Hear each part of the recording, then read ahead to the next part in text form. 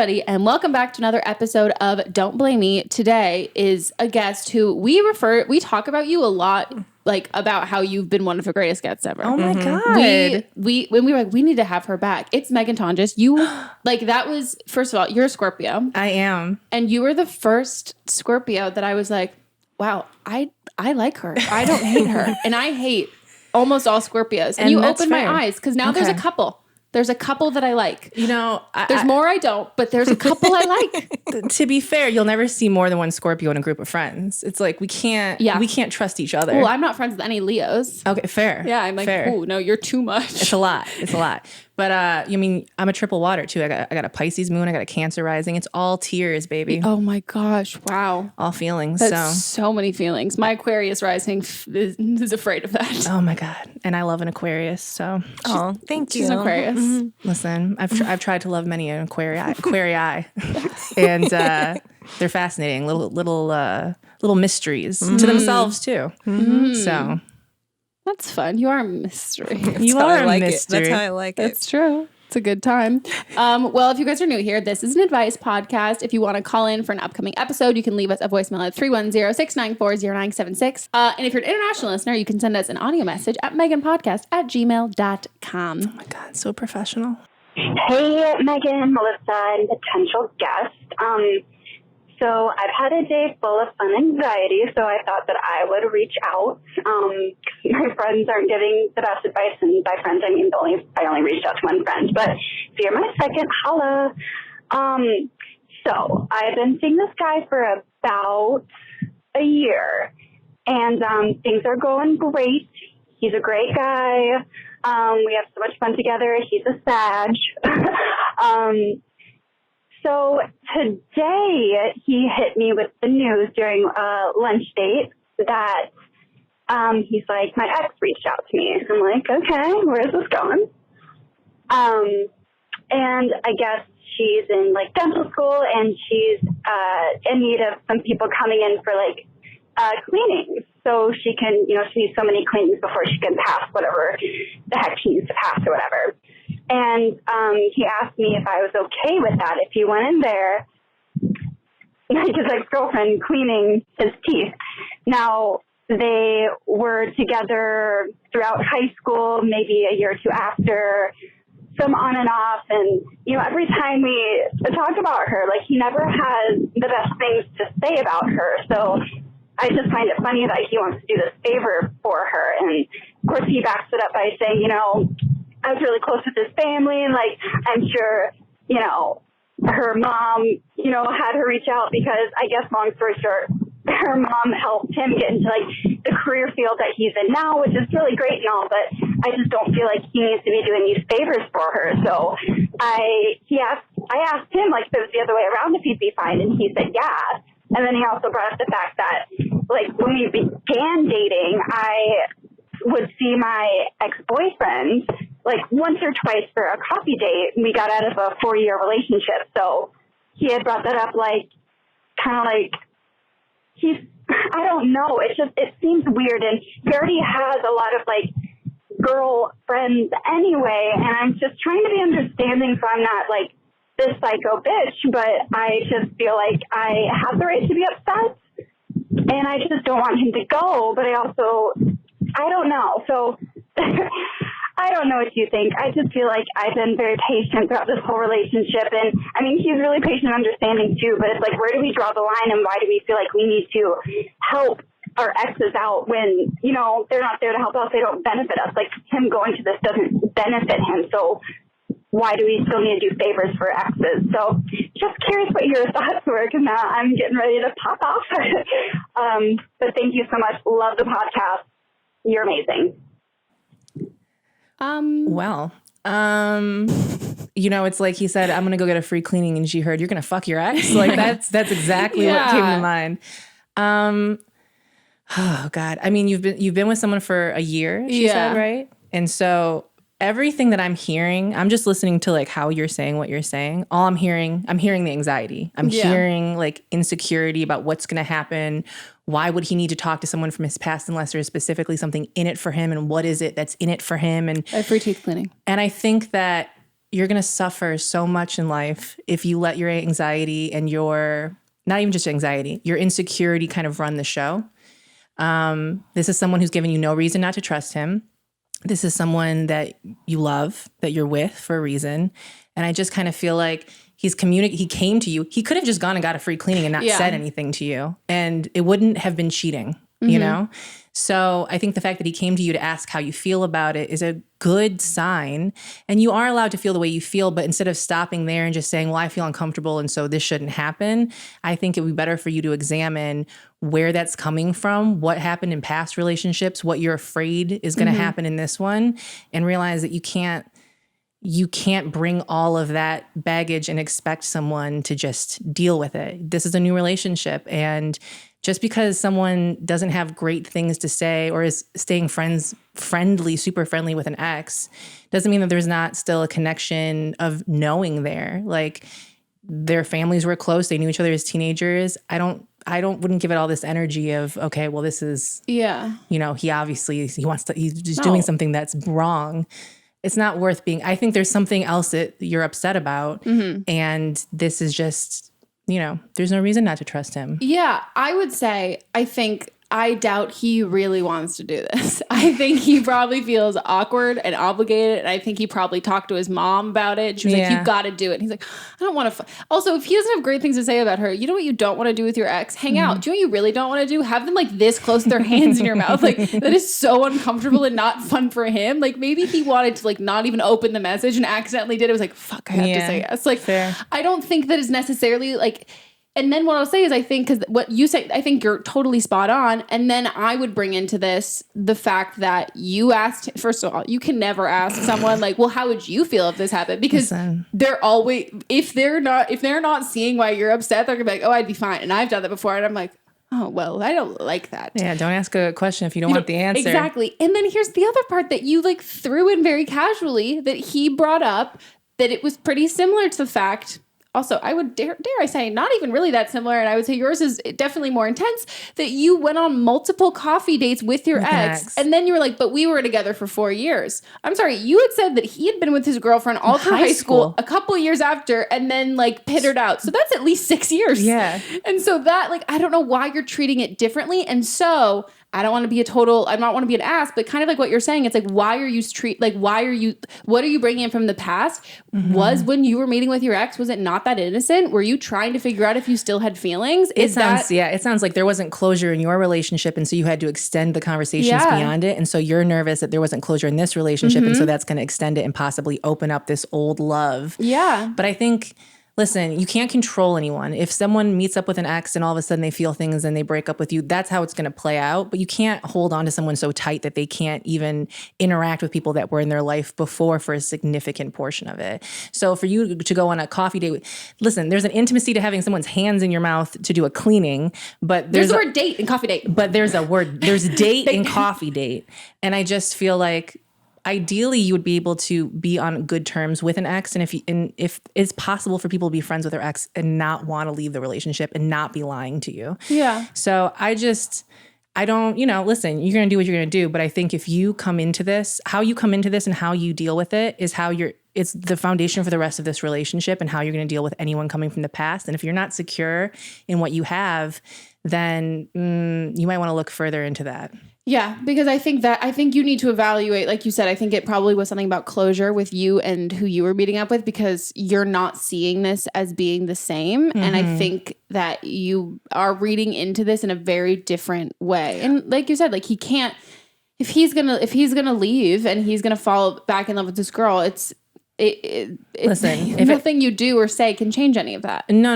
And you're not going to do yourself any service by trying to keep someone in a box so that they can't interact with anyone that they may or may not feel things for. Yeah. And then also not have that apply to you. Like, that's like, then it feels like, well, why am I in a relationship if you get to go do all of that stuff, but I'm not allowed to? Yeah. And this person asked one friend and said, okay, well, now I got to ask a podcast. And it makes perfect sense to me why wherever you live, this girl might not have more than a few friends and needs to get these credits credits to continue their program. So obviously you're going to reach out. Listen, Oh, I'm a true. musician. When I play a show, you think I'm inviting people that I am all into? No, I need people to buy tickets. Yeah. Okay. Do you know how many Facebook invites I get from people I went to camp with to come to their comedy show? I'm like, I haven't seen you since we were 12. Yeah, everyone thinks they're a best friend that was invited to the show, okay? Yes. There are men that I've slept with that I made show up night of and pay for a ticket, okay? Yes. So I'm not playing. I love that energy. But yeah, I just think that this is about something bigger, and this isn't, you're building this up in your head to mean more than it does, and your partner is saying to you, this is what it is, and you're not believing them, and that is indicative of a huge problem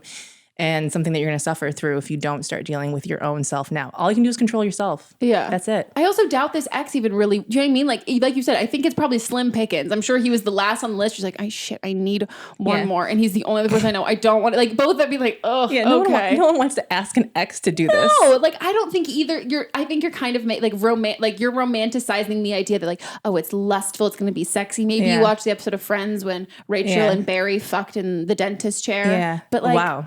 Bringing it back there. I'm really mourning the fact that it's no longer on Netflix, but it's I'm fine. okay with it. Let your boyfriend go get a free teeth cleaning in Trump's America, okay? Wherever we can get free cleaning, medical care, anything, we go for it, regardless of if it's an ex. Watch it like a month from now. Your ex is like, hey, I work at Sephora. Do you want some? Or I work at Fenty Beauty. Do you want some highlighter? And you're like,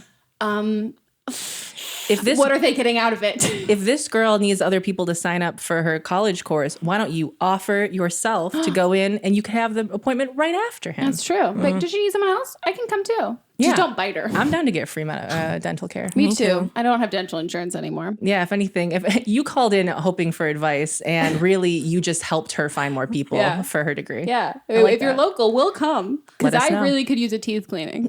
I really could. Let us know.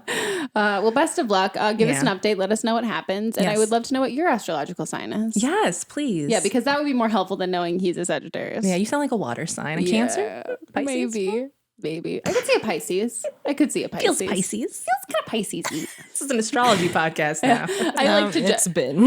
Yeah. And then we get like every few comments, it's like someone from like the Midwest being like, this is so LA. And I'm like, this is not LA at all. We talk about never leaving our house, not going to clubs. The only thing we talk about is astrology. Listen, crystals. It's the only LA thing.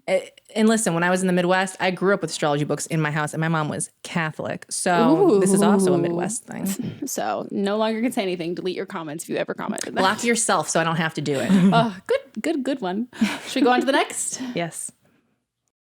Hi, Megan and Melissa. I'm 24. I've been in my relationship now for about a year, a little bit over a year. And lately I've just been feeling a lot of insecurity. And I mean, I've been feeling this way for a while now, on and off. And like, I've been really open with him about where I've been at. And he's been very he's been hearing me really well and like trying to make me feel comfortable. Over the past summer, we moved in together and a few things popped up that really sparked some trust issues. I've dated 3 people before him pretty seriously, and all of them ended with something to do with cheating or like emotional cheating even, and just like a lot of it was comparing myself to other women. And so I feel like that's something I'm still working on getting over.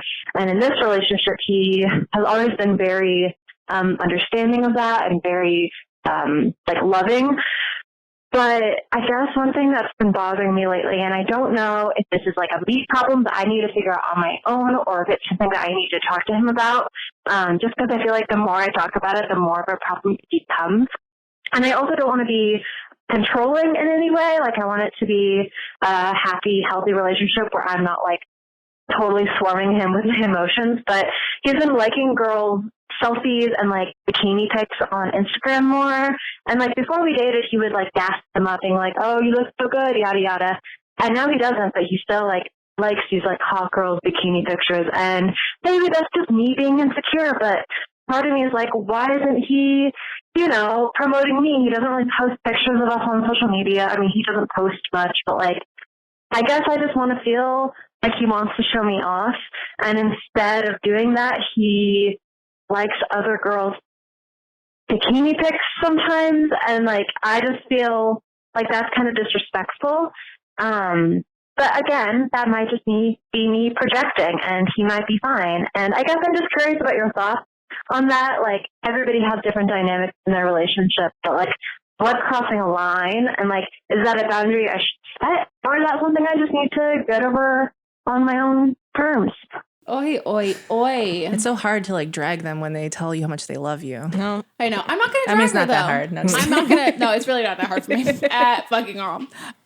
One person told me that like, it's okay, feel free to roast me. And I'm like, so everyone has said that. I just like, they cut it out. Just like, want you to know. Yeah. I'm not even going to drag you. I think that the really important thing that I would like to know, it is, and I think it's a really important distinction, are, does he know these people? Like, are these his like high school friends or his home friends or like your group of friends or just random people? Is it random people? Because I think like I mean, it was a very early conversation I had with my boyfriend that I like laid it out there to begin with. I was like, hi, I'm a highly insecure person. And I personally, like, it doesn't make me feel good. I'm also like, I'm also not attracted, like any guy that I like was ever even into. If I saw that they were liking a bunch of like hot girl pictures on Instagram, I was like, I was just like, like that was just, it wouldn't make me super attracted to that. And that's just like, and I have no issue with it. I'm all for gassing like women up. I'm all for that. I follow lots of hot girl bikini stuff,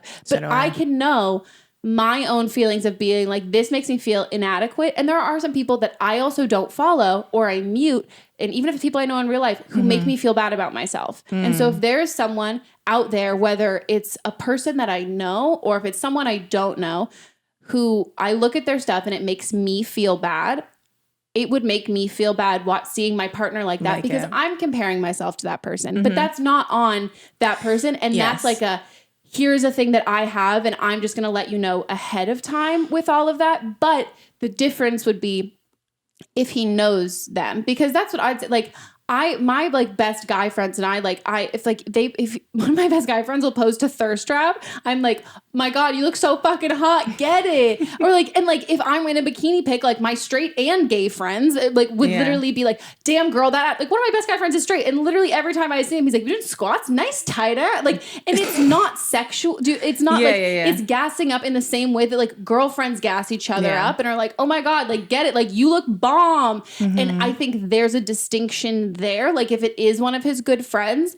But I do think if it's just like a like every once in a while. Yeah. I mean, look, the first question is, why are you sitting there scrolling through his social media to see what he's doing on your feed? I think that's a kind of, that's a waste of your time and your energy. And you already know that it's going to make you feel a certain way. But I don't think it's something that you have to deal with on your own because it's about you and your relation to what's happening.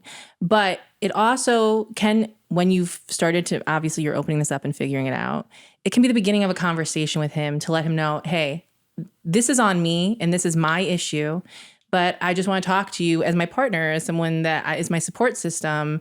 I'm feeling this way. And again, you never know what he's going to say. Maybe he's not aware of it. Maybe he's, maybe he's not aware of it. Maybe he'll be more mindful of it now that he knows. It's kind of a hard area because, with digital media, it's like a whole new landscape of things that people can get insecure about or upset about, or can trigger certain things in your relationship in a way that like our parents didn't have to deal with. Yeah. Like this is just a whole new world. And so I think there has to be more discussions about, what is kind of non-negotiables for you? What are things that you're just not comfortable with happening? But also where obviously we can see from you've had 3 serious relationships where everyone's cheated. Yeah, this is true. I'm sure this is absolutely just triggering. You're trying to step ahead of something that you think is going to be painful by catching it early. And I think that is so hard to do. And my question also is, if this is the only thing that's happening that's kind of indicating that maybe something's going on, it's not like you're finding DMs or texts or he's disappearing and coming back, very stereotypically like lipstick on his collar. And glitter. Yeah. I think that it's worth not bringing all of that baggage from old relationships into this one. Those can definitely kind of, give you insight into how things happen. But I also would start looking at like the partners that you're choosing too, and maybe is there a common thread that you're seeing with him beyond just photos that he's liking, and instead of focusing on that, you're kind of like, well, let me deal with this symptom right here. But ultimately, I mean, I think in a relationship, you have to understand that every person is their own person. And they are going to do things that have nothing to do with you, that aren't personal attacks, that really could, I mean, listen, for some people, seeing people in bikinis is the same as me seeing Shih Tzu puppies. I like a lot of them. It's all in my Explore page. It's all that shows up, and I can't help it. And I don't want to. And, you know, that could be part of it too. But the question is he only liking girls in bikinis, or is he liking a bunch of things and the only things you're seeing are the girls in bikinis because your mind is just focusing on it? Yeah. And then I think there's also, I think you need to treat, and I'm not saying you're doing it a certain way, but if you've come in with all of this baggage, I think there's such a negative connotation with baggage that there can be a fear. Well, so much of it is like this fear, like I have so much baggage, I don't want to scare him off. Or I don't want to do any of that stuff. And I don't want to freak him out. Yeah. And this is the thing. Like if you've been through all of this stuff and it's, let's say it's pretty recent, and who knows, maybe your picker's off, maybe it's not, but you've been through this kind of stuff. You can't assume, this is the thing with triggers are you can only deal with your triggers once they're not actively happening. You can't be triggered and then be like, oh no, I'm going to figure it out. It's like, I need to let everyone know my triggers. And now I'm not being bombarded with them and like sending me back to this other place. I can work on myself and I can make my own limits and I can start to test my triggers on my own accord. But that's the thing. It's like, you need to give him like, you're not damaged goods because you've been through all of this kind of stuff. You need to like, and it sucks because it has nothing to do with you. You have to be like, really open up with him, and not even like these like tiny little like crumbs. It needs to be this conversation of, these are the last 3 relationships that I had. These are the things. And also I'm figuring out my triggers. And I think one of the triggers I figured out is when I see you like these pictures, and I always say this, which my therapist says, which if it's hysterical, it's historical. And so if he's liking these pictures, even as you're saying it, you're like, even as I say, it's like it's just liking pictures. He's not like having sex with other people. But when that emotion gets to a different place, it's because it's been there before, and you have to unpack that and be like, so I'm now realizing when you like those pictures, I get so upset, and I'm realizing I'm taking it back to my ex who I think like, and that made me, I felt so insecure and they cheated on me. And that was how this happened. And now I'm realizing that is giving me those same feelings. And I know that's not what you're trying to do, or you're consciously doing it all, but it would be really beneficial for me if you could not do that, because this is the other part of it.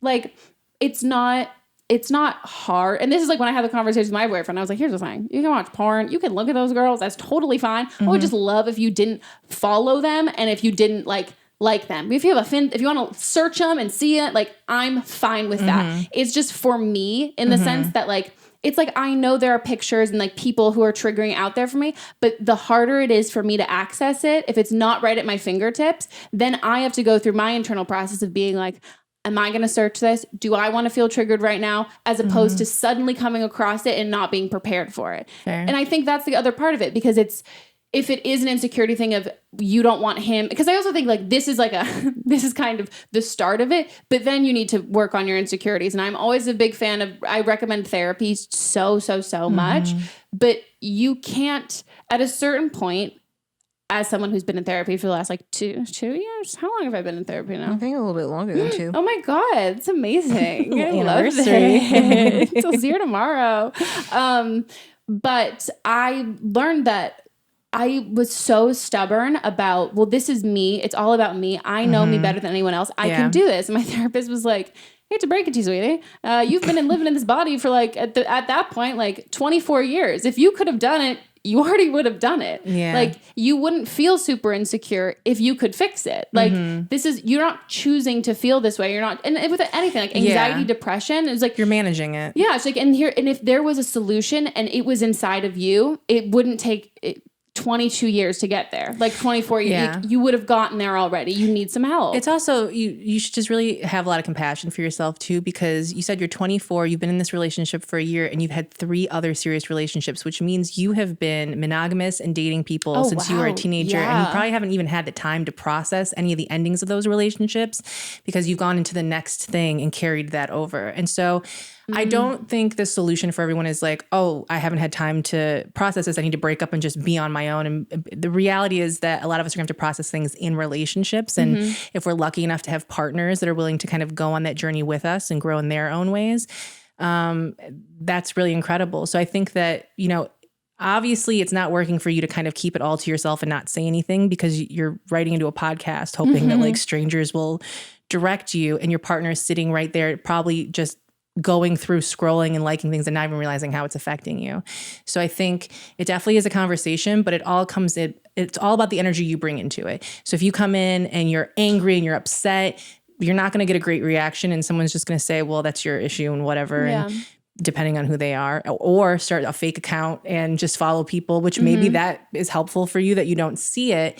But I think once you start putting people in like dark corners where they have to do things to avoid upsetting you, someone's going to start feeling they're walking on eggshells, whereas there should just be a conversation and understanding and more intention behind how you are taking in the social media and how you're kind of looking at everything that he's doing, and also an intention on how he's going about his social media, understanding that you're attached to it. But it's not bad. I don't get any bad vibes from this question of like, oh, he's cheating on you. I just think that there's a lot of processing that has to happen on your own and with him collectively. Yeah, no, I think that's it. I think it's that if you're going to ask him to do something to help you not feel insecure, you also have to work on yourself to feel more confident and feel more secure in yourself, which is hard. It's like definitely very hard. And it wasn't until I was in a serious relationship that I was able to see, I was like, oh wow, it is really hard for a partner to date someone who's super insecure. I was like, this is really hard for you. And I was like, I hate that. Like, this is always like that. This was my shit. This was the stuff that I always dealt with. And now this is affecting you. And it sucks to see that, because at a certain point, no one else can figure that out and know how to do that. And if you also really care about him, or if you care about any relationship that you're in and you're dealing with your own stuff, it does affect your partner. And at a certain point, you should always like do something for yourself. But even if you're so super depressed and it's like, you're like, I don't care about it for me, like whatever, lost cause, all of that stuff, and you see it affects other people, probably won't be the reason that you stay getting help, but it can be like the inspiration, like, you know what, I need to focus on this. I've dealt with this for so long and I've been fine with this, but it's not fine for the people I love. Like, they hate to see me hurting like this. And I think it would be a good chance for you. Yeah, I just think there's a way to own how you're feeling in your own process, while also letting other people in. You know, the thing that you learn as you get older too is I don't have to be so connected to everything in a way that I can't separate myself. Like, I can tell friends and people that I love what I'm going through and not expect them to save me from it, and not expect them to change everything to accommodate me. It's just, I'm letting you into the process. I'm letting you know what's going on in my mind so that I can keep accountable to myself, so that you're more aware of how I'm feeling. And this can bring us closer. It doesn't have to necessarily tear us apart. Yeah. And I would, again, for a lot of these questions, it's just kind of like, trust the relationship you're in. And if you're not trusting the relationship you're in, you need to start figuring out, is it because you don't trust yourself, because you don't trust other people, or because that relationship itself has given you other red flags and you're kind of ignoring that and focusing on the one that feels the most sensational kind of in this era. Yeah. Yeah. Very true. Very true. Well, best of luck. Give us an update. Yeah. And if you're in our Facebook group and there's like because you had mentioned that there were other like stuff that had happened and you want to get more. Yeah. Hit us up in the Facebook group. It. Like our photos on Instagram and leave us, please do, inappropriate comments. I know. I'm always like, should I start posting thoughty bikini pics? Yes, absolutely. Hashtag booty revolution. Let's do it. Okay, so I started dating this guy like 3-ish months ago. We started dating mid-October. So whatever. We've been hooking up, and like it's been fine. It's been good. In the beginning, like I didn't really come, and then I like kind of didn't say anything, and he didn't ask, and then I like brought it up, and I was like,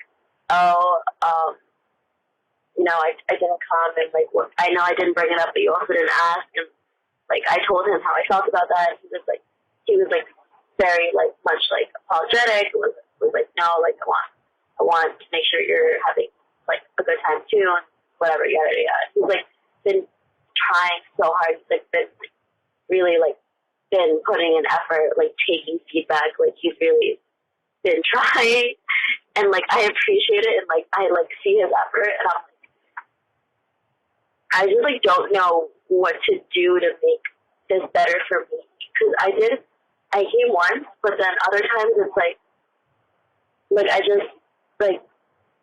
I just came back from this place, and like I could not like get in the mood.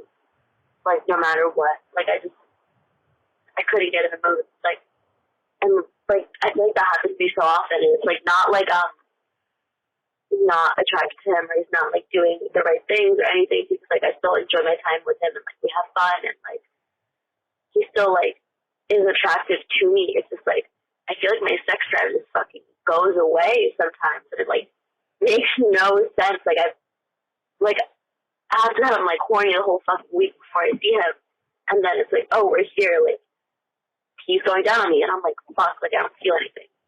But like it's not bad, it's good, but it's like I don't, like, I'm not there. Yeah, I just, like, this is, like, super TMI, but I just don't know. I don't know what to do. I don't know how to, like, fix this, make myself more into it, like, not make him feel like he's the whole problem, because I don't think it's just him either. Well, yeah, I mean, I guess the question is, if you're masturbating, when you're masturbating, are you getting off with yourself? Because then there's not anything functionally that's wrong with the system of it. It's just there's something that's lost in the connection either with him or leading up to, feeling the anxiety, or you're unable to kind of communicate what you do for yourself in a way that he can replicate. Yeah. And so I think first diving into the fact of, do you really like this person? And there's definitely a difference between being attracted to someone and being willing to have sex with them and feeling like that deep connection. And you might be someone that needs a deeper connection to get off. I have not had great experiences with coming during sex.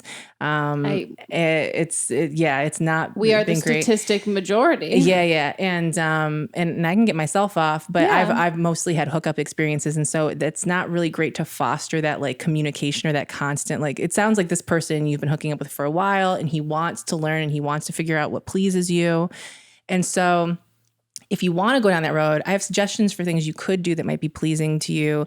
Whereas, first of all, I would bring in sex toys. I would maybe mutually masturbate with each other, or masturbate in front of him and show him what you're doing, and then let him kind of do other things while you're doing that. Not everything is going to come down to, obviously, penetration doesn't work for everyone. And sometimes someone going down on you doesn't feel like what you're used to. And so I think we have this very narrow version of like what we imagine sex and pleasure is going to be. And then we get confused because the goal isn't always an orgasm. We're having fun. It feels good, but it's not quite what we envision. It's not quite what we want. Yeah. And so we're kind of just accepting, well, this is good enough. And I think that this is a moment for you to explore. This isn't something to fix. This isn't a problem. This is an opportunity for you to learn how to communicate what you want, and then also figure out how to involve another person if you want to involve another person at all. And so, again, this is someone that you're hooking up with. I would say keep dating. Yeah. Like date other people and see if maybe you feel that constant connection throughout. 3 months. It's been 3 months. Which I was like, that's so quick. And then you were like, and I haven't come. And I was like, that's so long. It changes immediately, shit. right? I was like, my God, it's been forever. Yeah. And I mean, I think, listen, have a night where you're like, it's all about me tonight. Like, I want to be the one that's the focus.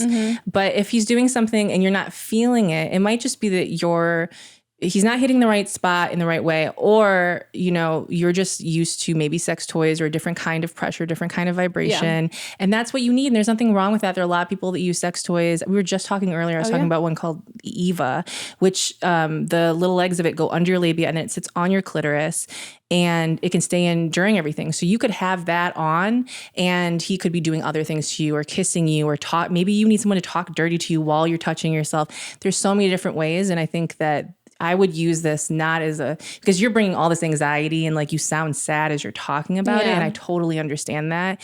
But I think that if you are attracted to him and you want to do this, use it to explore. And if you are just like, well, I'm attracted to him, but nothing's happening, also pay attention to that. And maybe he's just not the person to do this with. I think there's something to be said there, because I think when you're, first of all, I would say if anyone who's listening, if you have like your sex drive has completely gone away or you're like worried about it in general, totally talk to a gynecologist. Like for sure. Great option. I think for you, that wouldn't necessarily be mine, because you're saying 1 week I'm so horny, the next week I'm not.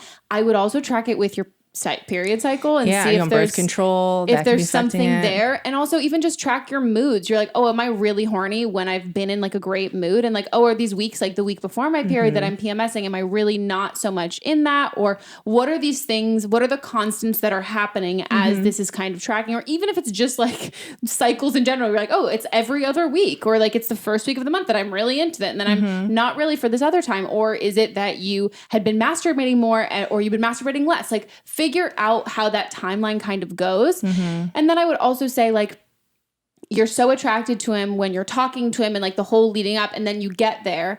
And I think you can think someone is really attractive and not want to have sex with them, but also really like them as a person. And it gets confusing because maybe it's like, a makeout friend, not a fucking friend. Yeah. You know? Like there's something where it's like, you can think someone's like so attractive and then we've got great chemistry. Like we talk so much and I really love their personality and all of that stuff, but it's still, like you said, like it could just also just not be it. And it sounds like, I'm going to assume it sounds like you've either masturbated or come with partners because you brought it up to him with, hey, I haven't come, but you didn't say I've never come before. Yeah, so that's it sounds like, you know that 3 months, like that this month into it, you're like, and you said you came once and it wasn't like my first orgasm. I think you are coming. It's just not with this person right now. Yeah. And I think there's something to be said about like build up. And I don't know if he's awkward, like if it's one of those things that like you get there and he like is one of those guys, where it's like one of those guys where you're like texting or whatever, like, oh my God, I'm gonna like do such nasty stuff to you, and you get there and you're like, what are you gonna do? It's like stuff. And you're like everyone in the room cackling because we've all experienced literally where it's this. like they talk such a big game and then you get there and it's like, hey, do you want some like water? And you're like, I thought you were gonna fucking like fuck the shit out of me. Over the you bed said you were gonna break my pussy, dude. Like, what are you doing here? Offering to make me a grilled cheese. Being like, would you want to watch a movie? And it's like, what? So I don't know if there's like this like difference of he's maybe a little shy. So when you're talking to him and you're texting, like he has that more confidence and you're really attracted to that. And then you get there in person and it's kind of just, it's falling a little flat. Yeah. So I would say, I think a great way too, if you know how like orgasms work for you, and like, because here's the thing, I don't know, I can like tell someone how to go down on me, but like only after they've gone down on me once, because like I don't have like a video of every other guy that's gone down on me and be like, this is what he did. I'm like, I don't know, I'm up here, you're down there. I don't like, but if you do it, I could be like, okay, well now that you're there, I can give you directions now, but like I can't just like tell you. But if it's like masturbating or whatever, or if there are specific things that you know that you like, or if there are like any big like kinks and turn-ons that you have, I would also incorporate like sexting, like and something like that to really build that anticipation.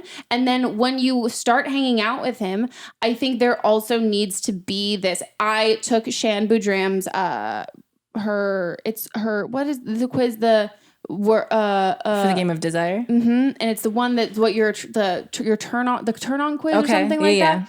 And I took it for me, and then I took it in my mind I took it again, like pretending to be Megan's like, I took it for me, and then in my mind I took it for everyone I know. No, and I took it for him, and that's very me. I'm very much like, what's our horoscope today? What's everybody else's horoscope today? I need to know what everyone's doing today. I need to know everything at all times. And so I totally could guess what Motz's was immediately, and then mine, I was like, oh, I think I know what mine was. And mine was, it was like, it's just like compliments, or like it's vocal sort of thing.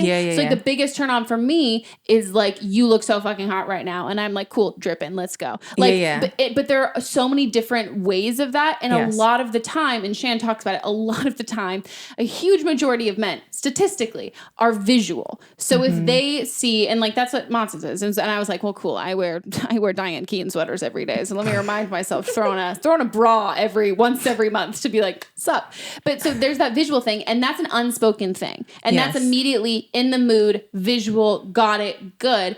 And it can be very different. So there are all these other different ones. It can be like, and like you were saying, like that those deep conversations, you need those deeper relationships, and that's what turns you on. And I think you need to figure that out, because I think whatever's happening with whatever your turn on is, it's not there when you're in person, and it doesn't mean it can't get there, but you need to do whatever it is that will get you there. And then if it doesn't, then it's also not him. Yeah, and it's not like a defeat if this isn't the person that magically makes you come, like just because you're attracted to him. Mm-hmm. I just think that there's more to dive into, and there are questions that I would ask back about, like, you know, have you gotten off with other partners? Were those hookup situations, or were those full on relationships? Maybe the hookup place you just don't feel comfortable. Maybe there's trauma that has happened, or when you were younger, or recently, or something that's unresolved that this person reminds you of, or the situation reminds you of. Mm-hmm. But yeah, don't feel defeated. First of all, it's a long life and there's a lot of fucking to be had. Mm-hmm. So, you know, you're going to have time to figure this out, and it's going to change. There might be things that worked for you a few years ago that don't work now. And so again, it's all about exploration. If this is a person you enjoy being around, have him take his time, figure things out, try different stuff, watch porn together, mutually masturbate, sex. I mean, and if none of that works, you know, start evaluating if this is the person that you really want to do that with at all. Yeah. Cause I mean, he sounds like fine. Like he sounds like he's a nice dude. Like sounds like he felt bad when he didn't realize you were getting off, which it's amazing to me how many men that's what I was do not, they just assume because you're vocalizing and you're wet that you have gotten off. And it's like, no. It wasn't until the first time, like Mott's my boyfriend and I hooked up that that I was like, oh my God, this is a guy who I've never had a guy ever before ask me like, oh, did you? I've never faked it, but I never had someone ask me, and I had never come with a partner until him and I started dating, and it was like, and I was like, no, he's like, oh, okay, let's and I was like, what? You care? So I do wonder, you asking him that, or you telling him that, was that also kind of like a turn off to you that it's someone you even had to tell him? Yeah. And because I'll be honest, like, is that kind of a dick thing? Yeah. Do I feel that? 100%. Like if that automatically, me hooking up with someone, if they didn't even like attempt to go down on me and it was just them, and he could be inside me, and I'm completely unattracted to. I've literally had men that just immediately go inside of me. And I'm like, I don't think you understand how this works. No, and then don't you just, and now you're just like, trauma. I'm not attracted to you now. Now you make me feel icky, and I'm like, I don't like that. And they could also be that, and it's like, well, here, let me try and salvage this and say, by the way, I didn't come. But also, like, if you don't want to have to say that. You're not eliminating. I mean, you might be eliminating a portion of the population, but it's not. You're not like looking for a unicorn. Yeah, I mean, look, if you can open up your expectations for, especially that first time or the first few times you sleep with someone. And I think in hookup culture, it's like there's more misses and hits sometimes if you're not used to advocating for yourself or communicating exactly what you like. But you know, by all accounts, this sounds like it's going on for a while. Try it out, see what happens. Yeah. But again, don't be afraid to say, you know what, I like him, I'm attracted to him, but that doesn't mean I have to fuck him just because I fucked him once. Yeah. Oh my God. 100%. Because eventually you get to a point like me where I haven't had sex in a few years, and I'm like, I'm not sleeping with anyone until it's vastly different from the experiences I've had, which at the time felt like enough because it was my first experience feeling wanted in this body. And so that felt like pleasure. But then as it kept going on, I realized I was giving so much more pleasure and expected of me because I like giving. Yeah. That was enough. And those people weren't checking in to make sure that my needs were met or what I wanted. There was an emotional connection that I needed to follow through. And so the next situation I'm in will look vastly different from those former situations. And that's okay. That's growth. The amount of mind-blowing blowjobs I've given to guys who never made me come. Many. I literally think about that now. I'm like, I wish I could unsuck all your dicks. Except I don't, because like I'm still the best that you've ever, and I know it. Listen, but still like, get texts from ex situations that are like, I just remember how it sounded. And I'm like, and you can remember how it sounded forever because it's never happening again. Never, ever, ever, ever again at all. Oh, bless. But I also wonder if a guy, and this is my generalization for the straight, like cisgender males that I interact with in my life, if they have made girls come before, they know if someone's faking. And so I do wonder if he's never made a girl come before because he had no idea. And you didn't say you faked it. You just said you didn't. You said you didn't. And I don't think you faked it. You sound pretty straightforward. You don't sound like someone who did. No. So I also think that he's never been with someone who's told him, I didn't come. And maybe he's just like a really sweet seeming person. A lot of people wanted to spare his feelings or didn't want to go further into explaining their own. It could be a mix of things. But I think that, you know, my friend Evian Whitney, she just talked about how she's had, she wanted everyone to kind of make a pledge of like, from this day moving forward, we're not going to have sex when we don't want to, regardless of what kind of partnership we're in or that we're expected to. We're really going to pay attention to our bodies and have sex only we want to have. And I think that's another resource, Evian, because she's a sexuality doula, and she talks about like just feeling good within your body and getting you to a place where you can even welcome that pleasure and feel that pleasure and accept it. And so I think it definitely comes down to communication, but ultimately it comes down to just knowing that you're okay with yourself and that at the end of the day, you feel comfortable communicating what you want and what you need. And not every sexual situation has to end with anyone getting off. But if you consistently find yourself in situations where you're pleasing someone and it's not the same care paid to you, it's time to change it up. Maybe it's as basic as he has those glitter stars on the ceiling and you just like, I can't focus. It could be or literally his room anything. Smells. Yeah, like, it could be, you know what I mean? it could be so many things. So it really you really need to get down to the heart of, do I just think that because I'm attracted to someone and there's no good reason for me not to fuck them that I should fuck them?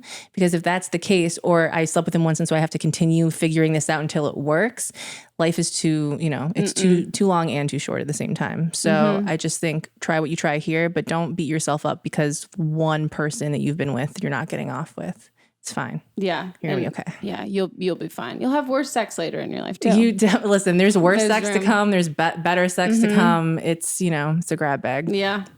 It's time for a break, guys, and we'll be right back.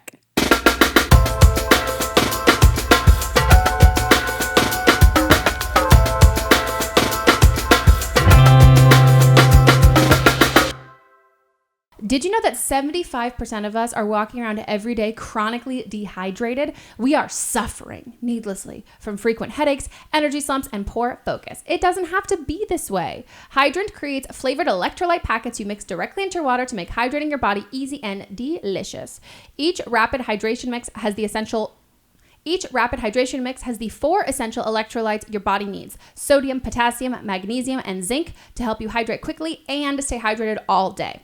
Hydrant is backed by research. The formula is developed by Oxford scientists to provide perfectly balanced and efficient hydration. There's no synthetic colors or artificial sweeteners. The formula is vegan, and you can choose between 3 different flavors or a variety pack. Hydrant starts at just $1 a packet for a 30-day supply, or save even more with a monthly subscription.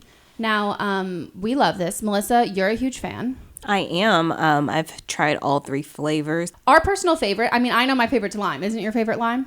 Yes, I love the lime. I also love the blood orange. They're all delicious, though. The blood orange is bougie. It is. In a good, being bougie is always a good thing, but I love a good bougie water. And this is great for people if you're like, ugh, I don't really love the taste of water. Not only is this going to make you more hydrated, guys, it tastes great too. And it's got those electrolytes, so it's going to be even more beneficial than water. I love an electrolyte water after I've worked out. Me too. Ugh, fantastic. It makes me feel like a football player. You know? Yeah. Just want to pour it on my head. And for 25% off your first order, go to drinkhydrant.com and enter promo code BLAME at checkout. That's drinkhydrant.com and enter promo code BLAME for 25% off your first order. Drinkhydrant.com and enter promo code BLAME.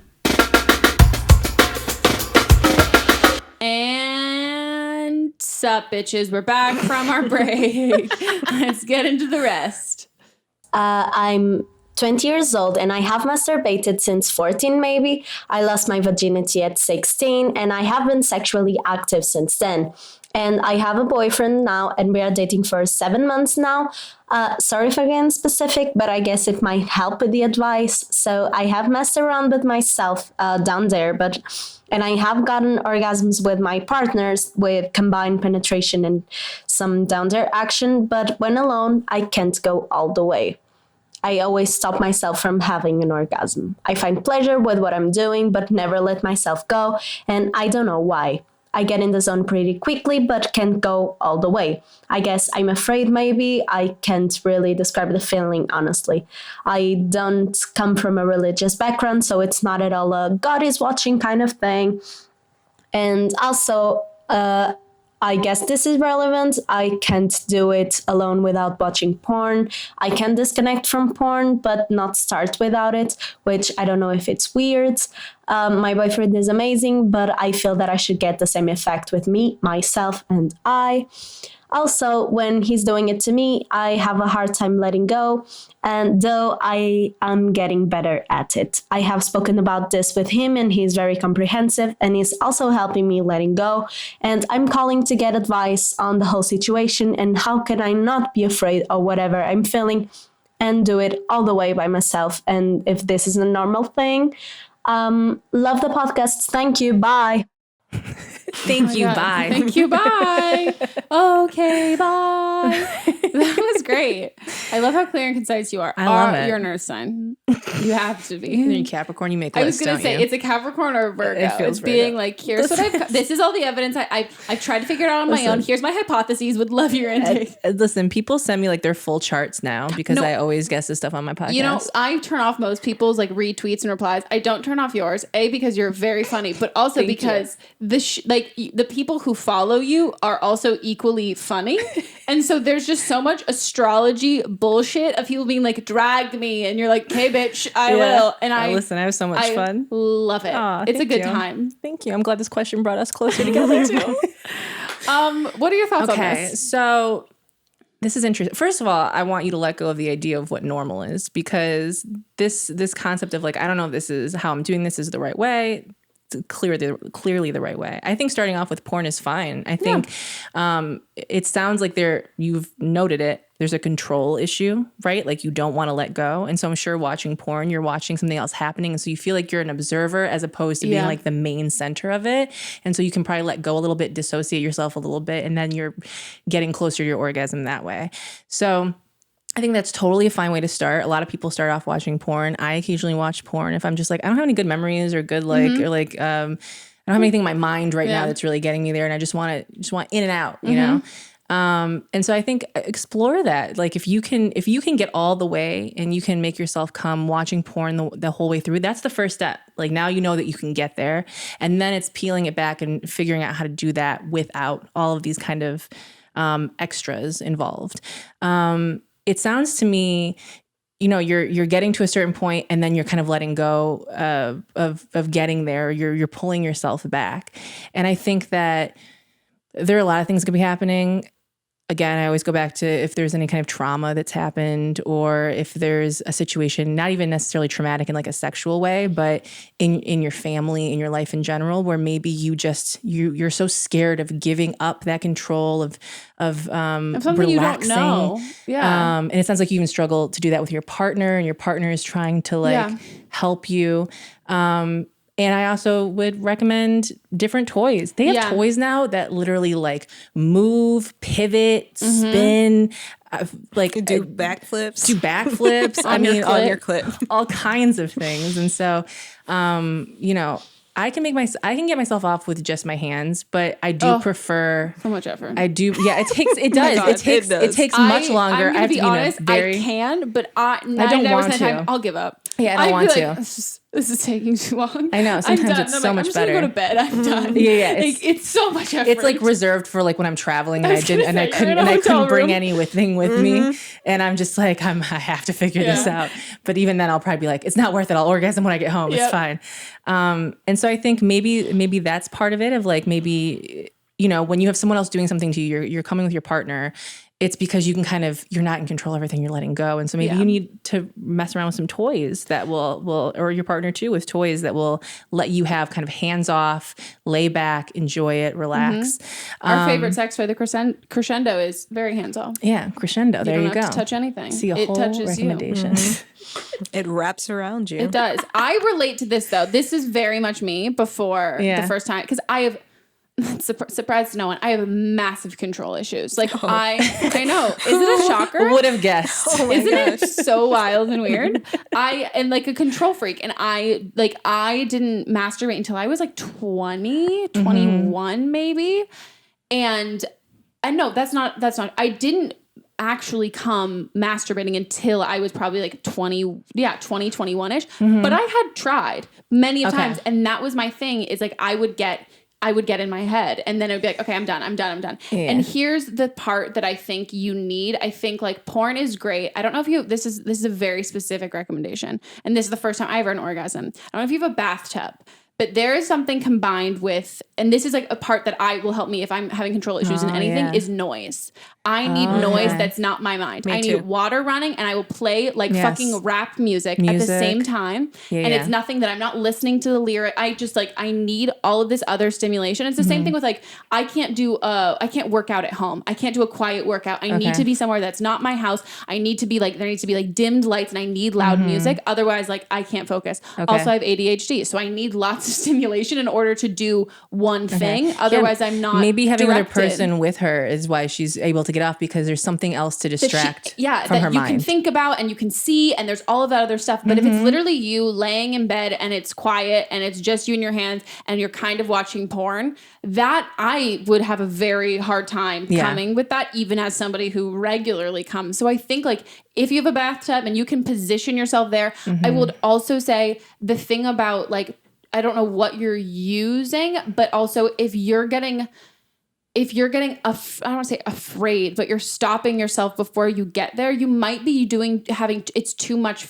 actual like physical pressure you're feeling like it is like out of control in a way. There are many different kinds of orgasms of like building up to it. And if you can find, and I think a toy would be a really great way to get there and build that way, because if it is too much like physical pressure and it's too intense too fast, because you're saying you get there pretty quickly and then you don't. If you've like fucking pounded on that clip, but I'm like, oh, I don't want to, I'm like, this is like, it can be like, it's an overwhelming sensation, and it's it's like a visceral natural reaction to be like, oh my God.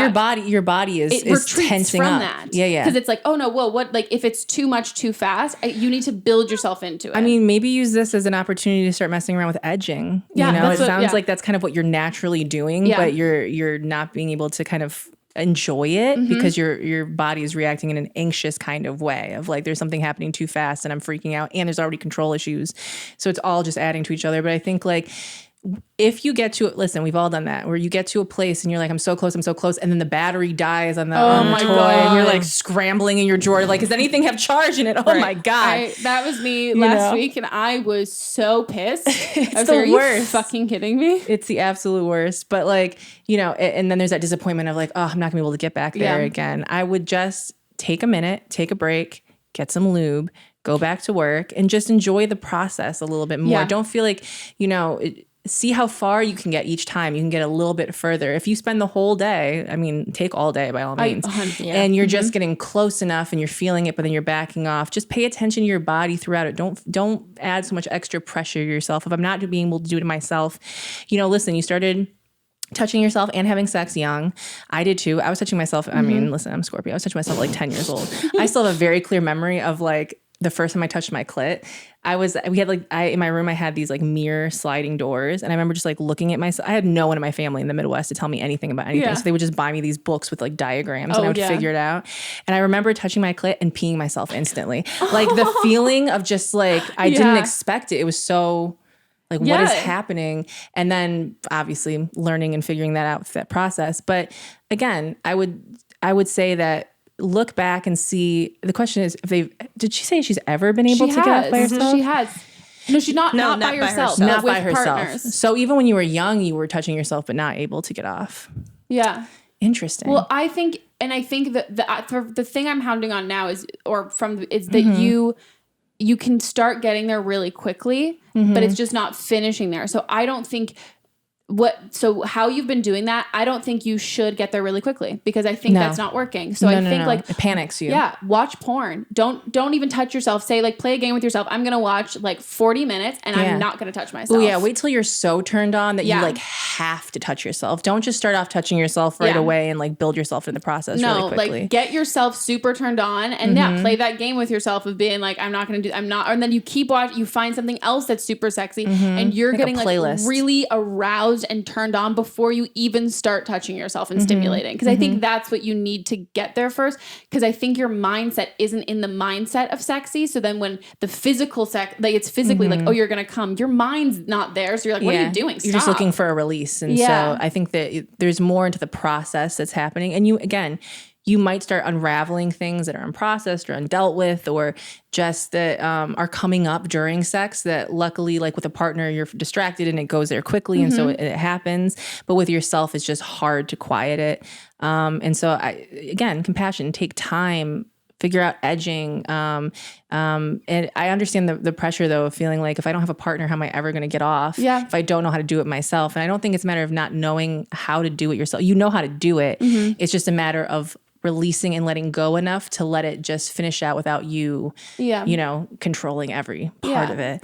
And you probably control a lot of things in your life too. So this is probably like a bigger issue that's happening, and it's just finding itself right now. Your focus is on getting yourself off by yourself. And feel sexy when you masturbate. I think that's something that like we can do it as like, I don't want to say a chore, but like I need to fall asleep. Let me go do this. But there's also something when you're having sex with a partner and you're really enjoying it, hopefully, and most likely you're feeling really sexy and you're feeling really turned on. And if it's just you don't need to feel silly of being like, oh my God, like touch yourself, like make, like vocalize, like do you live by yourself? Just like everyone's out, the roommates are out for the day. Just like be loud about it. Like have a performance of like it. you are sexy. It's not like, oh, I'm masturbating and I'm gonna come. It's like, no, I'm fucking hot. Like I'm so hot. I think you need to feel that sexiness. And I think that's also gonna get you in that mindset more talk too. Yourself through it as it's coming up, like cheer yourself on. Okay. And talk to yourself the way that you would want a partner to talk to you as you're getting close. Yeah. That's my suggestion. But I'm excited for you because it's going to happen. It's going to happen. And then, I would like an update. Yeah. It's going to be great. It's going to be a really good time. We're excited for you. Best of luck on your endeavors. I hope you take an entire day this weekend to please take a whole weekend. And you know, our boyfriend will be like, for sure. Oh my God. Yeah. I'll go play putt-putt with my friends. You have fun. If you want a snack, you good? Water break? Yeah. I love it. Electrolytes? True. I am calling because I need some advice on what to do in my relationship. My fiancé and I have been together for over 2 years now, and we are recently engaged. However, a couple of weeks ago, I received an anonymous email from someone, not sure who, as it didn't have a name, but in it were screenshots of my fiancé on a fetish website, where I later discovered that he had talked to several girls, all of which were naked and, into, I guess, crazy stuff. I didn't see any fetishes specifically. But that on top of later finding out that he had a secret Snapchat where he talked to ex-girlfriends, random girls, and then I also found out that he was exchanging nude pictures of girls with another guy. So he would send nude pictures of girls he had. The other guy would send pictures he wanted to see. And I also found out that he actually sent some of me, which was really upsetting. So I guess I'm just trying to get some advice on how to move forward. I love him and want to try and work through this, but I have always in the past just left when I've been cheated on and haven't put up with this kind of behavior because loyalty and faithfulness is something that's really important to me. But, he swears he's not going to do it again, and that he's given up pretty much any freedoms and said, I can do whatever to make myself feel comfortable, but it's just hard to look past this and look at him the same. So I guess I just need some advice on what to do about that and how to work through this. I have a hard time because a lot of the girls were, his exes or people he works with. So it's like I have a hard time trusting him to even leave the house, which is really frustrating and gives me a lot of anxiety. So I just don't know how to move forward. Any advice you guys could give me would be great. We have gone to counseling before because, long story short, his family is very toxic and has been hard to deal with throughout our relationship. So we've gone to therapy for that. And while I like therapy, I don't think that it can really help me in this situation, simply because I don't think talking about it will get me through this. I really just don't know how to trust after this. But like I said, I want to try and make this relationship work. So can someone change? Is this something we can look past? I'm sorry. I just don't think going to therapy and talking about it will help. But you called into a podcast. Where all we do is preach therapy, but also more than that, I don't trust him. I don't know how to trust him, but I don't want to talk about it. The reason why you feel like talking about it in therapy won't work is because therapy and talking about it hasn't given you the answer you desperately want. Yeah. And that is not the point of it. You're going to hear the things that you don't want to hear and see the things you don't want to see. What it sounds like is you've been in a lot of relationships. You've been cheated on a lot. You got into this one, seemed good enough. You could deal with a toxic family and some family counseling 2 years in and get engaged. And now all of a sudden we're finding this entire secret life. Listen, there's nothing wrong with fetish. There's nothing wrong with any of that stuff. But there is something wrong with a partner hiding stuff from you. This email did not come from him letting you know. This email came from someone anonymous that felt morally obligated in some kind of way to let you know what was going on. He's not only, and it's not even just he's on fetish websites talking to people, which some people, that would be a violation and cheating for some. It's not that he's meeting up and doing all these other things. He's sending photos of women without their consent to other men, including photos of you. And I think you said people that he works with. Yeah. And so this is a person who, I'm not shocked that he comes from a toxic family because this shit has been passed down. And I'm sure, I bet his dad did this to his mom. I see it all so clearly. This is someone who is not being honest with you, who's not being upfront about the things that they're interested in, who is violating your, not just your trust, but actually violating you in general by sending photos. All of these other women. And all of these other women that you don't know, I'm sure that their photos are being sent around. And he has no real explanation for it. He's kind of just like, well, we'll go to counseling and I'll stop doing it for now. Let me tell you what, as someone who I don't even speak to my father because he does this kind of shit, it will not change. People can change, but people have to want to change. And if someone's not stepping up saying, I have a problem, I've been doing this thing, I want to come to you and I want to start our life anew and fresh, and give you the opportunity to feel the way you feel. And if you don't want to be with me, I understand that because I violated you and what I've done. That's not someone to build a life with. This idea of I'm going to steamroll through. I'm just going to we'll just fix it. We'll hold on to it. You are holding on to absolutely nothing. You are holding on to a vision of what you wish you had and what you thought you had by just getting to the point where you got asked to be married. Yeah. And again, anything that's happening in your relationship before you get married is going to exponentially grow once you're past that. And then your lives are connected financially, spiritually, otherwise. And it's such a mess that you're looking to get into because of what's going on with you. That's not everything that he's doing completely fucked up, but we have to focus on you. Yeah. And why do you feel that you deserve to be with someone who's not going to be honest with you, with themselves, and is going to jeopardize the lives of other people? And that's only what you know. Yeah. It's only what you've seen. Please do not spend the rest of your life checking someone's social media and their phones and their emails and wondering what they're doing when they're not home, they're not coming home on time. It is a stress that you do not need. There are too many people in this world that you will have a great time with, who will love you in the way you want to be loved, and who at the bare minimum will be honest with you about what they're into and what they want to do with just you. Mm-hmm. So I would take this as a huge red fucking flag and run. Mm-hmm. And before I went, if I were so inclined, I'd make him delete every fucking photo he has of me, of everyone. I want to see computers, hard drives, phones, all of that, Dropbox, the cloud, everything. And I want him to know that if any of these photos get out, I will be going to the police if I'm not already going to talk to the authorities, because everything that he's doing fucking correct. Yeah.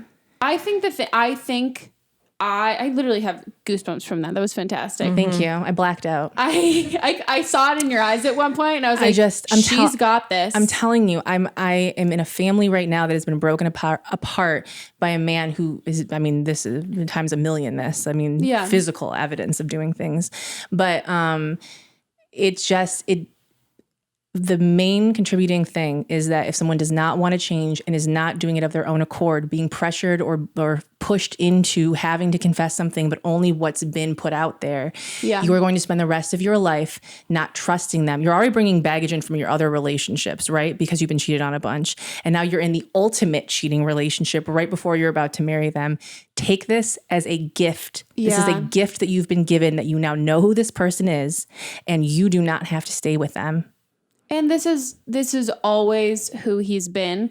And I think this boils down to, and I don't want to say this lightly, because I don't I truly think this is what you're feeling. If you realize it, I think you're really embarrassed. And I think that sounds like a frivolous feeling. Yeah. But that's earth shattering. I think you're probably fucking mortified that this person who you loved, and like you said, you thought this was the new leaf. You thought this was everything. You had the white picket fence in your head, and he turned out to be like all of that. And I think you're embarrassed that you fell for that guy again. You'd rather go into the marriage just being like, well, I'll fix it. We'll fix it behind closed doors, than feel the judgment of, wow, why did he have to go? Why did he do this? And listen, it's going to be more embarrassing in the long run. And ultimately, I would rather you be a little embarrassed now than tether your life to someone who does not care about you. Well, let's talk about more embarrassing when his coworkers find out and press legal charges.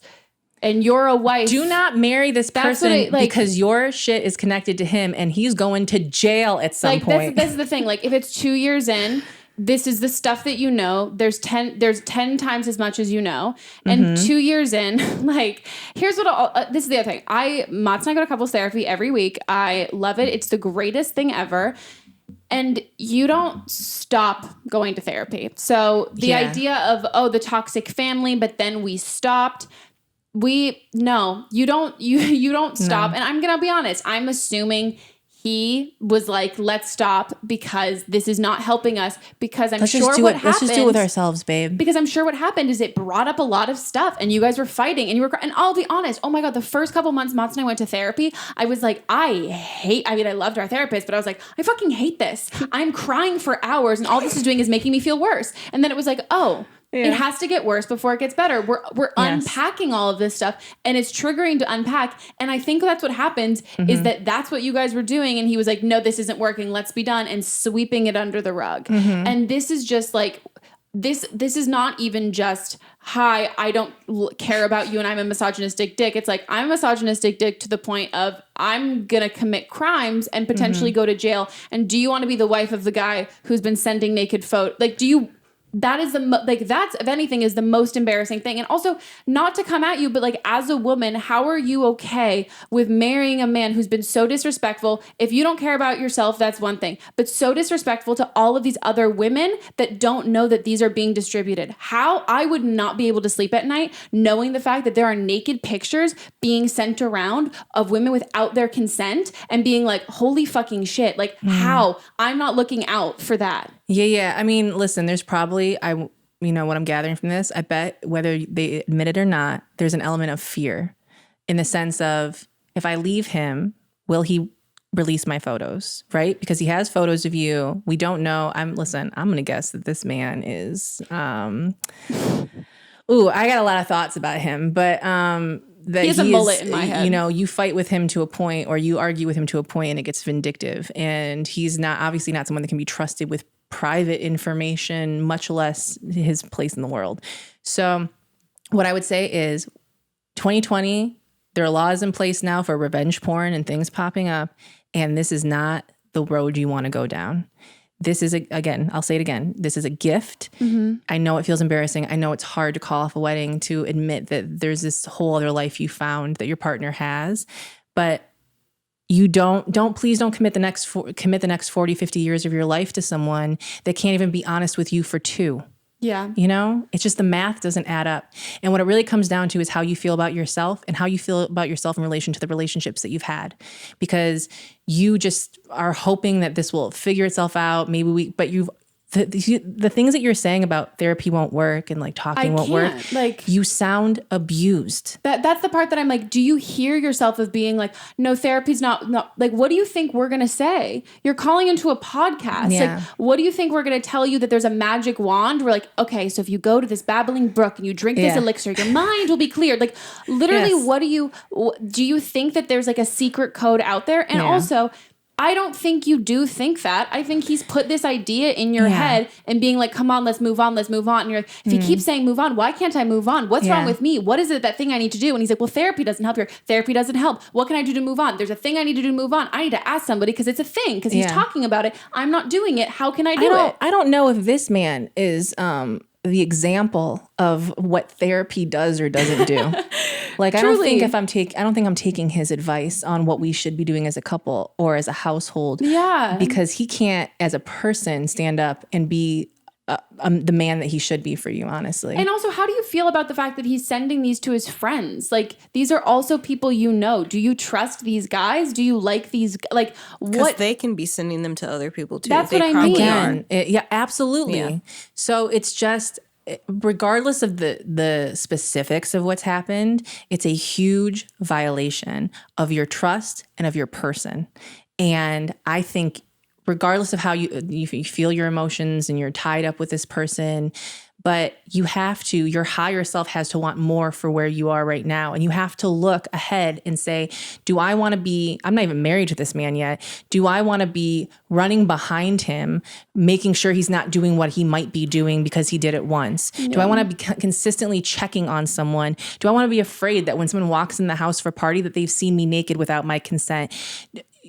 I hope the answer is no. I hope as I'm saying these things, you're hearing it and you're thinking, I don't want that life and I want better for myself. And even if you don't feel like you can do it right now, that you're not there, you need to mom yourself. You need to like parent yourself. You need to step in place for the person that is willing to walk down the aisle with someone who is violating them, and trust that getting out of the situation, and once you have clarity, and once you have some closure, and once you start healing, you should be going to therapy on your own. Don't let this man tell you what therapy does. Don't believe that talking about it's not going to help. You're crying out right now for help. And I hope that you hear exactly what we're saying in the way that we're saying it, because I think this is a journey you have to go on by yourself. And I want better for you, and I don't even know you. So I think the best thing you're going to do for yourself is want more for you than you've accepted. Mm-hmm. And if you can't, would you give your little sister this advice? Like, what if this is your best friend, your little sister? If you can't look at yourself in that situation, put somebody else who you love and care about so much. Yes. Would you want them to go through all of this? And this is you're never going to listen after this. He doesn't love you. Like, you love him so much, and you can't love someone enough for the both of you. That's true. And it is so incredibly painful and so incredibly hard. But people who love you don't do this. And I think you're kind of treating this as like, this isn't normal. He doesn't put the dishes away. That's like what that. I mean. It has like the same energy as that. And that's incorrect. And then that's the part I'm like, so you're so desensitized to this. I can't imagine the shit that you've been through. Yeah. And this is something that like, if you've been in like bad relationship, I dated a string of drug dealers for a point. And then I finally was like, my picker's off. I need to take a break and reevaluate all of this, because why am I attracted to this? Because I keep ending up in the same situation. And I think you need to understand that you might love him so much, but no matter what he says and how much he says he loves you, his actions have proven clearly different, that he doesn't. And to be honest, he might not ever be. And I don't think he will never be capable of loving you. And it's something that like, if he wanted to change and fix it, therapy, and that's also pisses me off. You were in therapy for his like toxic family stuff, but and not he for could have had him. the opportunity in like a neutral place to talk about that and bring that up with you, or even continue going and hopefully feel better enough to talk about it. Or even the second you found all of that stuff, make an appointment with the therapist and be like, I feel so bad. We need to figure this out. And he's already gaslighting you, being like, if it'll make you, I'll do whatever. And you said like, he'll give up away his my freedom, which you know is a line that he fed her. You did not say, oh, I want you to take away your freedom. He said that. Yeah. And you're like, that's so nice. He's offering that. That's passive aggressive and gaslighting. And then he's like, whatever you need, whatever's going to make you feel better, whatever you need me to do. Well, here's the thing. You shouldn't be doing that. It's illegal in general, but he's putting this on you as if this is your fault that you feel badly about this. I'm going to give up my freedom as a gift to you. First of all, I don't want to walk around the rest of my life constricting you to make sure that you don't do the things that you're going to do. I want to be able to trust you as a partner. I want to know that when I leave town, I don't have to worry about you texting a bunch of people and not telling me. He's like, I'm going to shit everywhere unless you clean it up. Exactly. And so I think also there's this danger of like, and we're seeing a string of similar situations, right, with a bunch of cheating. And so we have a lot of women who are like, but is it true that people can change? And they're hoping for it. They're trying to save someone. They're trying to like, he's good enough if we can just fix these like rough parts. And the thing is, People absolutely change, whether they want to or not. But are they going to change in the way that you need them to change to be a good partner to you is a different question. And that requires a sense of accountability and proactiveness that this person has not shown you. So listen, famous quote of like, believe people when they show you who they are. Yeah. But believe people when the emails and the photos show you who they are. And stop messing around with it. If he was gonna change, he already would have. And if he wanted to, he would have. And I bet he uses his family as an excuse to why he doesn't. Yeah. He cries about what his father did to his mother and he never wants to be like that. And then you have to comfort him for being a piece of shit. Please don't get into this. No. I guarantee you go into therapy, they're going to start breaking into what you're going through and what you've dealt with. And I bet you try to save people. Yeah. I bet you try to come in and I can handle it. I can deal with it. It's going to be fine. And you're comforting people that are hurting you. And that is not good. No, you're calling it love. And I think that's the issue. And if you grew up in a toxic environment Absolutely. and that was like, oh, this is what love is. This makes sense. Just stick to it me. out. And that's what that, but it's just not that. And I think, like you said, people can change, but you have nothing to do with it. I also just want you to stand in front of a mirror and say, therapy doesn't help. Talking about it won't help. And realize how over and over and over again. And then realize, I promise you'll probably start crying. Yes. And realize how fucking dumb that sounds. Yeah. And then realize if talking about it won't help, what's supposed to help? No. And then nothing's supposed to help. I'm supposed to feel like this forever. Yeah, I just deal with it. This is not a normal part of relationships. No. This is not a normal part of marriages or partnership, which is the main thing there. And I promise you, it's not just, I'm looking your family too. There's something in there that's told you that you have to accept, that you have to stay, that you have to deal with, that it's your duty, that it's your job, that this is how it goes. And we are telling you that is not. No, it's not a prerequisite. Like, it's not a part of any other relationships. It's not like, well, I put these 2 years in. You're like, oh, yeah, the next year you're not going to have to deal with this. Like, it's not wasted time. No. Please don't stay in things because you're like, well, I spent 2 years and we just got to push through. And if it's not this, it's going to be another thing. Maybe it's that they're messy. maybe it's that they've got bad BO. Maybe it's not that they're sending naked. Like, this is That's such an outside extreme. of the realm. You're never going to find someone.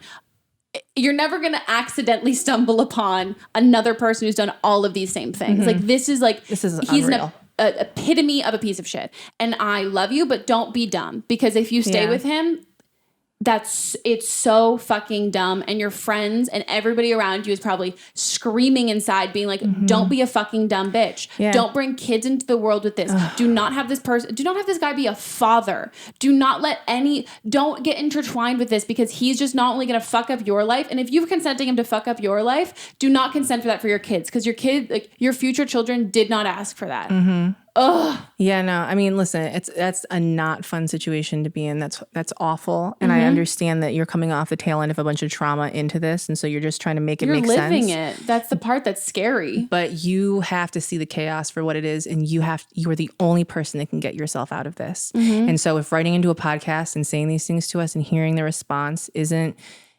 pushing you in that direction, I'm nervous. I'm scared for you, because the reality is that someone that sits and says therapy doesn't work, talking doesn't work, is someone that eventually is going to stop talking to their friends, stop talking to their family, become isolated, become overrun, deal with everything on their own. And then you're going to wake up one day exhausted with a man who's cheating on you, who's doing horrible things, who's violating your trust. And you're going to have no space for yourself. Value yourself enough to get out of what doesn't serve you. I love how this started with fetish websites. I'm like, ooh, what fetish? Yeah, we were into it. We were like, ooh, feet? Like, what's going on? How can we incorporate that into your sex life? And now it's like, oh no, if he disappears forever, that's fine. Yeah, it's fine.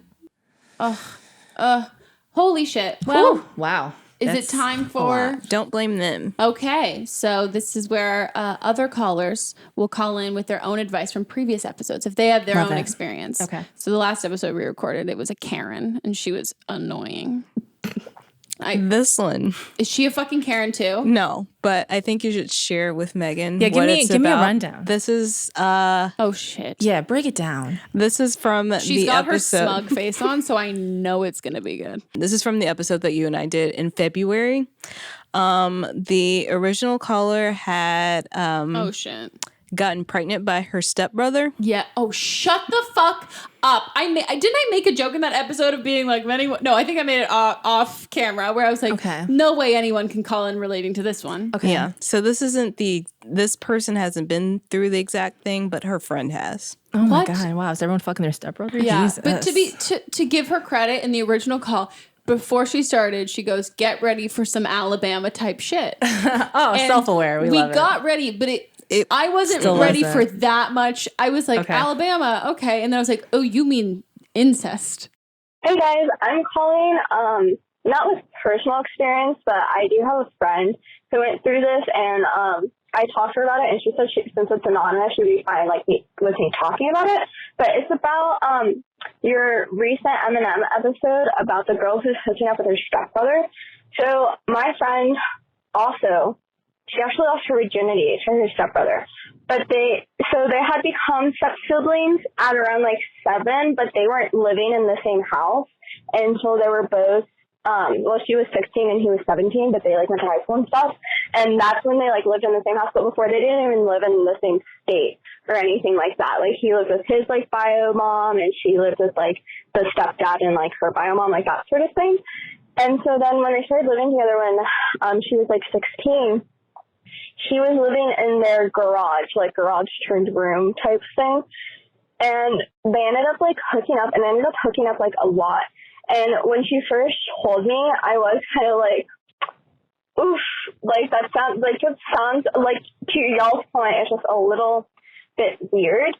And I think it was really confusing for her, especially going to high school and growing up, and she didn't have really a lot of boy experience. Before then, I don't even think she had her first kiss, but I don't even think she had a boyfriend at that point when they started to actively hook up. And I told her, me and one of our other friends, we ended up telling her that maybe she should talk to the guidance counselor at school about it, because I said, we were in high school. And so she ended up talking to her guidance counselor, and her guidance counselor ended up telling her parents. And what her parents did was they moved him out of their house, and he moved back to where he was from before. And her parents started to get her counseling, and she realized the reason she was acting out that way was because she was having other problems at home, and it was her kind of way of she figured out it was her kind of way of rebelling against her parents, and even just the divorce and everything happening in general. And that she realized she was still really unhappy about that. And so she thought the best way to do it was to do something kind of taboo that would come back and hurt her family eventually. So moral of the story is, I guess, go to therapy. It's not the end of the world, but Megan and Melissa said, there's probably a deep underlying issue as to why you're doing it. Mm-hmm. So, yeah. Also, I want to note the difference in parenting here, because those parents, and that's what I mentioned in the first call, that I was there's a trauma issue here because the parents kicked them both out, both her and the brother. Also, they were sharing a room. Yeah. Okay, well, and that I'm you protect your kids. Do not have them share. We don't know. We didn't know the ages of when they started sharing a room, but the response was to kick them both out. This is such a different parenting being this is a 17-year-old boy, a 16-year-old girl. Also, guidance counselor, that's what they should do. They're minors. And also, to be fair, even if they're the same, even if they they don't know the age of it, this is a minor who is now, I'm being told, is having sex at home, which is... Dude, that's a whole new level. Mom and dad, you're mean to me, so I fucked my brother. That's just another level of vindictive, with the intention of that. And it's also, but I think about that, because in the original call, we were talking about that age when you're you're a teenager and you're it's kind, I would you've got feet, cisgender feet, we've got female have the hormones and all of those puberty changes 12, 13, but there's another I think that's physical, but also emotional of end of high school sort of thing of being everything is this hypersexualized media. I'm starting to these aren't just me touching myself urges. There's other people involved, and I've got all of this anger. I can't communicate my feelings. All of that. I'm this makes. I also think that as a parent, especially if I were combining my family with another family and we have teenagers, this is just something I would be I feel like you have to be aware of that you are going to have children that are not blood related. They're living under the same roof, that have hormones and urges, and they're vindictive about certain things. And then you're putting them in a room together, and it seems like no one's having a fucking conversation about like what we expect under this roof. You want to fuck each other, you fuck each other when you're 18 and you're living on your own. Like, you know, and so I think that they're also kind of being set up to fail in like her friend's scenario. But yeah, it obviously comes down to when you see the situation happening, being like, okay, well, we need to kind of separate you two and have you in therapy and figure out what's going on and where this is coming from. That's what I did not think anyone was going to relate to that call. I think this is way more common. That's than what we I think. said, because I think there's it's incredibly a whole common section of porn about this. Yeah. Like, well, yeah, the taboo of incest for sure. But like step-sibling porn is like a thing. Oh, that's a whole thing. Yeah. Well, I know it's like they do it in Gossip Girl, but they're also they do that in so many shows. By the way, there's so many. That's listen, like full siblings. Even though, listen, when I first saw the show Firefly back in the day, I saw a fan video for it, and I saw River and Simon, and I thought they were fucking. And then I watched the first episode, and I'm like, oh my god, they're related. And then the entire show is just like, okay, I don't want to ship them because I can't. But like, also, how can I write the fan fiction so that they're not actually blood related to make it okay? So I used to watch that show. Listen, I think it's very common. I think it's and then you get into a whole situation too when they're growing up together, and you're like, is this actually a consensual relationship, or is there sexual abuse happening here? Because I think when I think about it in the sense of like, I think they're, in order for that to happen, not always, but my automatic instinct is there's sexual abuse on both sides. I don't see either one potentially. That's the part that I'm like, I don't see like a young boy coming on to his young, like his like step sibling who's in there, like let's say they're like 13, 14. I don't see either of that happening without both of them having had sexual abuse in the past. Yeah, like it's possible. Because and that's the part that I think the callback, her parents did a great job of being like, let's get you into counseling. Let's figure all of this stuff out. Versus the original caller where it was like, you're both kicked out of the house. You can't live here anymore. Just please don't be putting teenagers together in a room. Just let them have their own space if it's possible. Even and just like, protect their privacy, not their physical well-being. Protect their comfortability. Like, honestly. And it's such an interesting topic too. Because the base of it should just be, there's no dating under this roof. Okay. It's not happening in the house. All right. Whatever you do when you go off in the world, you figure it out. But here now, not happening. You can't date anyone that we share this carpool with. Yes. Fair. That's no. Fair. But wow. What, you know, sometimes things give me perspective. I'm like, there could be problems that I have that I don't have. I thought she was crazy for thinking this happens a lot, but you also think this. I think it's way more common. Wow. I think it's very common because, well, first of all, I think in general of sexual abuse within families, that's incredibly common. And I think you have people that are minors that don't really understand their relationships with their bodies. They don't really understand their relationships with their hormones, what they're feeling, what, you know, they feel is right or wrong. Nothing's being kind of dictated to them. And so I think that they're exploring. They're trying to figure out what's going on. And I think that it's part parenting, it's part what can happen, but I just think it's way more common, especially with like step sibling stuff, when it's like in their head, they're thinking, oh, well, we're not blood related. So and it's easy. Like it's right there. Yeah. That is, and you never know how those kids are going to bond. You're making me think of every single person I know in high school who had step siblings who are also teenagers now. That's a lot. That's a lot. And getting pregnant by, oh God, I know. It's a whole other, man. Well, that's it for our episode. Megan, plug your shit. Where can people find you? You can find me Meghan Tonjes on most things. I have a podcast comes out every Wednesday with my friend Michelle Moore called No Lies Detected.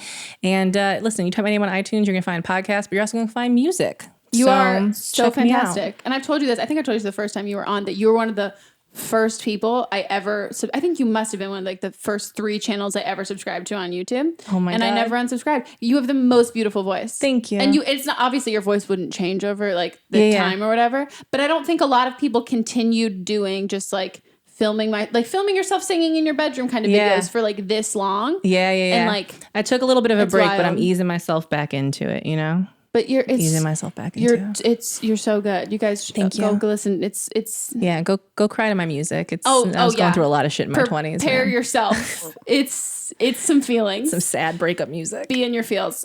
If you guys want to call into an upcoming episode, you can leave us a voicemail at 310-694-0976. And if you're an international listener, you can send us an audio message at meghanpodcast@gmail.com. If you want to join our Facebook group, do it. Link below. Also, link below to pre-order my book. It comes out May 5th. Cinco de Mayo. Woo! And if you want to listen to this episode ad-free, Stitcher Premium. And then we also have the YouTube video version. And then iTunes, all of that fun stuff. Oh my God, all of this stuff that she's doing for you. So much stuff, really. And we have an Instagram where I spend a lot of time and effort making edits that like 14-year-old girls usually make, but I'm enjoying it. I love it. And we'll see you guys next time.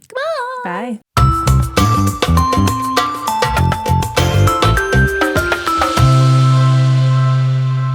Don't Blame Me is a production by me. Executive produced by Melissa DeMonts. Camera operator Amanda Lechner. And music by Ryan Hunter and Giacomo Picasso.